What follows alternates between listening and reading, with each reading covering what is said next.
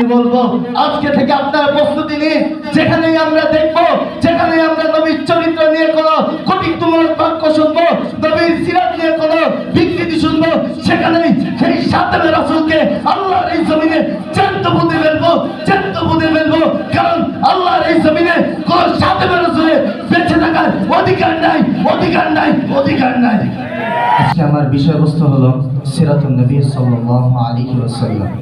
আল্লাহ তাআলা তৌফিক দিলে উক্ত বিষয়ের উপর কিছু আলোচনা করার চেষ্টা করব ইনশাআল্লাহ তাআলা। আজ থেকে শত শত বছর পূর্বে পুরো পৃথিবী ছেয়ে গিয়েছিল এক বিভীষিকাময় যুগ। কুফর, শিরক, বিদআত আর কুসংস্কারের ঘামান্ধকারে ছিল নিমজ্জিত। ঠিক এমনই এক নাজুক মুহূর্তে আরবের অত্যন্ত বালক ঘোর অনিশা ভেদ করে জাহিলিয়াতের বুক চিরে ভূপৃষ্ঠে আবির্ভূত হলেন সর্বকালের সর্বশ্রেষ্ঠ মহামানব সরওয়ারে কায়নাত তাজেদারে মদিনা মুহাম্মদ রাসূলুল্লাহ সাল্লাল্লাহু আলাইহি ওয়াসাল্লাম। সম্মানিত উপস্থিতি, নবী করিম সাল্লাল্লাহু আলাইহি ওয়াসাল্লাম পৃথিবীতে আসার 6 মাস পূর্বে তার পিতা মারা যান। তিনি শিশুকাল থেকে বড় হতে লাগলেন তার মাতা মা আমিনার কোলে। কিন্তু বড়ই দুঃখ আর আফসোসের বিষয়, নবী করিম সাল্লাল্লাহু আলাইহি ওয়াসাল্লামের বয়স যখন 6 বছর হলেন, তখন তিনি তার বাবার কবর জিয়ারত করতে গিয়েছিলেন তার মাতার সাথে। কিন্তু বাবার কবর জিয়ারত করে ফেরার সময়, মদিনা থেকে ফেরার সময় আবুয়া নামক স্থানে তার মাতাও চলে যান পরপারে। সম্মানিত উপস্থিতি, এবার এগিয়ে আসলেন তার দাদা আব্দুল মুত্তালিব। কিন্তু বড়ই আফসোস, নবী করিম সাল্লাল্লাহু আলাইহি ওয়াসাল্লামের 8 বছর বয়সে উপনীত হতেই তার দাদা আব্দুল মুত্তালিবও চলে গেলেন আল্লাহর সান্নিধ্যে। এবার এগিয়ে আসলেন চাচা আবু তালেব। নবী করিম সাল্লাল্লাহু আলাইহি ওয়াসাল্লাম শিশুকাল থেকেই চাচা আবু তালেবের তত্ত্বাবধানে লালিত পালিত হতে লাগলেন। সম্মানিত উপস্থিতি, বিশ্বনবী সাল্লাল্লাহু আলাইহি ওয়াসাল্লাম এর মধ্য দিয়ে তার বাল্য জীবন কাটিয়ে দিলেন। কিন্তু আর 8-10টি শিশুর মতো তিনি তার বাল্য জীবন কাটাননি। তিনি ছিলেন এক ব্যতিক্রম ধর্মী। তিনি বিশ্বস্ততা, সততা, দূরদর্শিতা, পারদর্শিতা এবং বীরত্বের মাধ্যমে পৃথিবীর বুকে দাঁড়িয়ে এমন এক বাল্য জীবন কাটিয়েছেন যার উপর খোদ নির্মলতা পর্যন্ত গর্ববোধ করত। তিনি যখন সর্বপ্রথম শব্দ বলেছিলেন, তিনি আর 8-10টি শিশুর মতো বাবা, মামা, দাদা ইত্যাদি শব্দ তার মুখ দিয়ে উচ্চারিত হয়নি। তার মুখ দিয়ে উচ্চারিত হয়েছিল আল্লাহর প্রশংসামূলক বাক্য, আল্লাহু আকবার কাবীরা, আলহামদুলিল্লাহি হামদান কাসীরা, সুবহানাল্লাহি বুকরাতাও ওয়া আসীলা। উপস্থিতি, নবী করিম সাল্লাল্লাহু আলাইহি ওয়াসাল্লাম ছোটকাল থেকে তিনি ছিলেন শান্ত, শিষ্ট, নম্র, ভদ্র। তিনি কখনো হইচই করতেন না। তিনি সর্বদা চিন্তা করতেন কিভাবে মানুষের থেকে এই অন্ধকার, এই জুলুম, নির্যাতন, মারামারি, কাটাকাটি দূর করা যায়। তিনি এই চিন্তা নিয়ে তিনি তার কৈশোর বয়সে তিনি একটি সংগঠন করেছিলেন হিজবুল হুজুর নামক।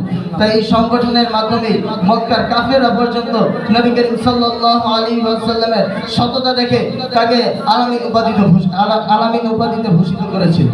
সম্মানিত উপস্থিতি, তার কয়েক বছর পর যখন নবী করিম সাল্লাল্লাহু আলাইহি ওয়াসাল্লাম নবুয়ত লাভ করলেন, তখন তিনি একদিন মক্কার পাহাড়ের ভিতর দাঁড়িয়ে বললেন, হে মক্কাবাসীরা, তোমরা এদিকে আসো। তখন মক্কাবাসীরা সকল নবী করিম সাল্লাল্লাহু আলাইহি ওয়াসাল্লামের কাছে আসলেন। তখন নবীজি বললেন, আমি যদি তোমাদেরকে বলি যে এই পাহাড়ের পিছে থেকে শত্রুরা আসছে, তাহলে কি তোমরা বিশ্বাস করবে? তারা সকলে এক বাক্যে বলেছিল, বালা, অবশ্যই আমরা বিশ্বাস করব, কারণ তুমি হলে আলামিন। তখন নবী করিম সাল্লাল্লাহু আলাইহি ওয়াসাল্লাম বললেন, তাহলে শুনে রাখো, আল্লাহ তাআলা তোমাদের জন্য আমাকে নবী হিসেবে প্রেরণ করেছে। অতএব তোমরা সকলে বলো লা ইলাহা ইল্লাল্লাহু মুহাম্মাদুর রাসূলুল্লাহ। তাহলে তোমরা দুনিয়ায় কামিয়াব হয়ে যাবে, আখিরাতেও কামিয়াব হয়ে যাবে। তখন মক্কার কাফেররা বলল, হে মুহাম্মদ, তুমি কি আমাদের সময় নষ্ট করছো? তুমি কি আমাদের সাথে ফালতু আলাপ করতে আসছো? তখন নবী করিম সাল্লাল্লাহু আলাইহি ওয়াসাল্লাম মক্কা থেকে তায়েফের দিকে ফিরে গেলেন খুবই দুঃখিত মন নিয়ে। তিনি যখন তায়েফের ময়দানে গেলেন, নবী করিম সাল্লাল্লাহু আলাইহি ওয়াসাল্লাম যখন তায়েফের ময়দানে গেলেন, তায়েফবাসীরা নবী করিম সাল্লাল্লাহু আলাইহি ওয়াসাল্লামের পিছনে মক্কার ছেলেদেরকে নিয়ে দিলেন। তারা নবী করিম সাল্লাল্লাহু আলাইহি ওয়াসাল্লামকে এমন ভাবে রক্তাক্ত করলো যে নবী করিম সাল্লাল্লাহু আলাইহি ওয়াসাল্লামের পা মুবারক তার জুতা মুবারকের সাথে লেগে গিয়েছিল। এমনকি তিনি হাঁটতেও পারছিলেন না। তিনি বারবার হাঁটতে শুরু করেন এবং তিনি বেহুশ হয়ে পড়ে যাচ্ছিলেন।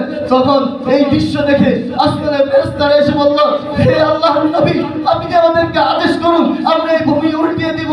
তখন নবীজি কি বললেন আপনারা কি জানেন? নবীজি তখন বলল যে আমি তো পৃথিবীর জন্য রহমত নিয়ে এসেছি, আমি তো গজব নিয়ে আসিনি। হে আল্লাহ, তুমি আমার এই কওমকে মাফ করে দাও, তারা তো বুঝে না। আল্লাহুম্মা ফিরলি কওমি ফাইন্নাহুম লা ইয়ালামুন। সম্মানিত উপস্থিতি, আল্লাহ তাআলা কোরআনুল কারীমে ইরশাদ করেন, ওয়া মা আরসালনাকা ইল্লা রাহমাতাল লিল আলামিন। হে নবী, আমি আপনাকে পৃথিবীর বুকে রহমত হিসেবে প্রেরণ করেছি। যখন নবী করিম সাল্লাল্লাহু আলাইহি ওয়াসাল্লাম মদিনায় হিজরত করলেন, তখন তিনি আনসার এবং মুজাহিদদের মাঝে ভাই ভাইয়ের সম্পর্ক গড়ে দিয়ে বলেছিলেন, আল মুসলিম আখুল মুসলিম, এক মুসলমান অপর মুসলমানের ভাই। যখন নবী করিম সাল্লাল্লাহু আলাইহি ওয়াসাল্লাম দেখলেন যে নারী জাতিকে সম্মান দেওয়া হচ্ছে না, তখন নবী করিম সাল্লাল্লাহু আলাইহি ওয়াসাল্লাম বললেন, আল জান্নাতু তাহতা আকদামিল উম্মাহাত, সন্তানের জন্য মায়ের পদতলেই হলো তার জান্নাত। যখন নবী করিম সাল্লাল্লাহু আলাইহি ওয়াসাল্লাম দেখলেন যে শ্রমিকদেরকে তার মজুরি দেওয়া হচ্ছে না, তখন নবী করিম সাল্লাল্লাহু আলাইহি ওয়াসাল্লাম বললেন, আতুল আজীর ওয়া উজরাতাহু ক্বাবলা আন ইয়াজিদ আরাকু, তোমরা শ্রমিকের ঘাম শুকিয়ে যাওয়ার আগে তার মজুরি পরিশোধ করে দাও। সম্মানিত উপস্থিতি, আল্লাহ তাআলা কোরআনুল কারীমে ইরশাদ করেন, ওয়া ইন্নাকা লাআলা খুলকিন আযীম, ওয়া ইন্নাকা লাআলা খুলকিন আযীম। হে নবী, আপনি হলেন সর্বোৎকৃষ্ট গুণের অধিকারী। সম্মানিত উপস্থিতি, আমার নবীর আদর্শ কেমন ছিল? আমার নবীর আদর্শ এরকম ছিল যে তিনি কখনো শত্রুকে শত্রু মনে করতেন না, তিনি কখনো শত্রুকে শত্রু মনে করতেন না, বরং তাকে বন্ধুরূপে গ্রহণ করতেন।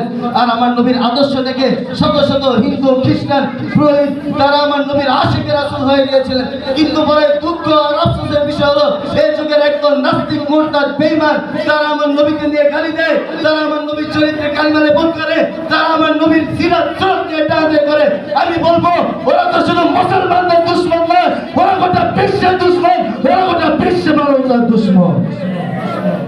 সম্মানিত উপস্থিতি, সেকালের আরবের কাফেররা যারা নবীজিকে গালি দিত, তারা নবীজির গালি দেওয়ার ব্যাপারে তারা তাকে পাগল বলতো, জাদুকর বলতো, কবি বলতো, কিন্তু তারা কখনো নবীজির চরিত্রে নারী নিয়ে কালিমা লেপন করতো না। কিন্তু এই কালের একদল নাস্তিক মুরতাদ তারা আমার নবীর চরিত্রে কালিমা লেপন করার চেষ্টা করে। তাই আমি বলবো, যারা আমার নবীর চরিত্রে কালিমা লেপন করার চেষ্টা করে, তাদের কোনো বংশীয় পরিচয় নাই, তাদের কোনো গোত্রীয় পরিচয় নাই, তাদের কোনো সামাজিক পরিচয় নাই, তাদের একটাই পরিচয়, ওরা আল্লাহর দুশমন, ওরা আল্লাহর নবীর দুশমন, ওরা আল্লাহ রাসূলের দুশমন। সম্মানিত উপস্থিতি, নবী করিম সাল্লাল্লাহু আলাইহি ওয়াসাল্লাম ইরশাদ করেন, মান সাব্বা নাবিয়ান ফাকাতুলু ওয়া মান কানা আসহাবি ফাজলিদু। অর্থাৎ যারা নবীকে গালি দেয় তোমরা তাদের হত্যা করো, আর যারা নবীর সাহাবীদের গালি দেয় তোমরা তাদের ব্যর্থাঘাত করো। তাই আমি বলবো, আজকে থেকে আপনারা প্রস্তুতি নিন, যেখানেই আমরা দেখবো, যেখানেই আমরা নবীর চরিত্র নিয়ে কোনো কটূক্তিমূলক বাক্য শুনবো, নবীর সিরাত নিয়ে কোনো বিকৃতি শুনবো, সেখানেই সেই সাতামে রাসূলকে আল্লাহর এই জমিনে জ্যান্ত পুঁতে ফেলবো, জ্যান্ত পুঁতে ফেলবো। কারণ আল্লাহর এই জমিনে কোন সাতামে রাসূলের বেঁচে থাকার অধিকার নাই, অধিকার নাই, অধিকার নাই। হে হে নবী ওয়ারিসগণ, তোমরা ভালোভাবে শুনে রাখো, সামনে তোমাদের দায়িত্ব যে তোমরা কিভাবে এই সমাজকে গড়ে তুলবে। তাই আমি বলবো, তোমরা আজকে থেকে প্রস্তুতি নাও, যেখানেই তোমরা দেখবে যে নবীর বিরুদ্ধে কোনো কথা হচ্ছে, সেখানেই তোমরা বলবে ফিদাকা ইয়া রাসূলুল্লাহ, ফিদাকা ইয়া রাসূলুল্লাহ বলে তাদের বিরুদ্ধে জিহাদ ঘোষণা করে দিবে। তাও নবীর বিরুদ্ধে কোনো কটূক্তিমূলক বাক্য শুনবে না, শুনবে না, শুনবো না। এরপরে আমি আমার বক্তব্য শেষ করছি। নাসরুম মিনাল্লাহি ওয়া ফাতহুন করিব ওয়া বাশশিরিল